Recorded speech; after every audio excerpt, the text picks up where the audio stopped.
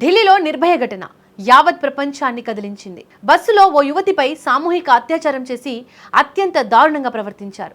అందుకే ఇప్పటికీ నిర్భయ పేరు వింటే వెన్నులో వణుకు పుడుతోంది.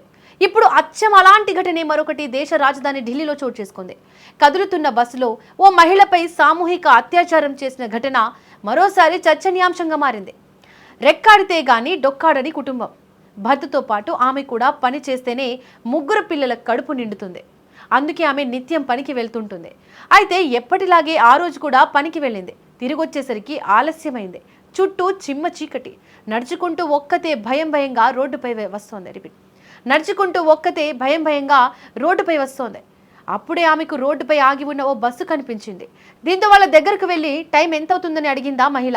సమయం చెప్పి ఆమెలోని భయాన్ని తొలగించి వీలైతే ఇంటి వరకు వెళ్ళి సాయం చేయాల్సిన వాళ్ళు అత్యంత దారుణంగా ప్రవర్తించారు.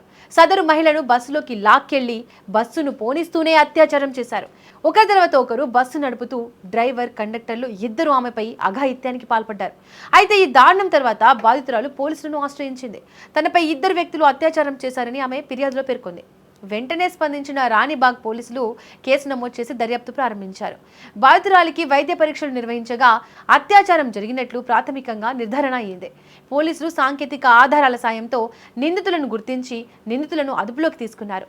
నేరానికి ఉపయోగించిన స్లీపర్ బస్సును కూడా పోలీసులు స్వాధీనం చేసుకున్నారు. నిందితులను డ్రైవర్, కండక్టర్లుగా గుర్తించారు.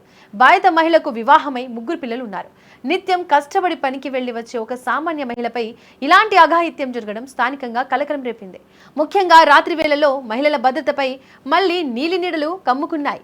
ఈ కేసును అన్ని కోణాల్లోనూ దర్యాప్తు చేస్తున్నామని, నిందితులకు కఠిన శిక్ష పడేలా చర్యలు తీసుకుంటామని ఢిల్లీ పోలీసు అధికారులు వెల్లడించారు.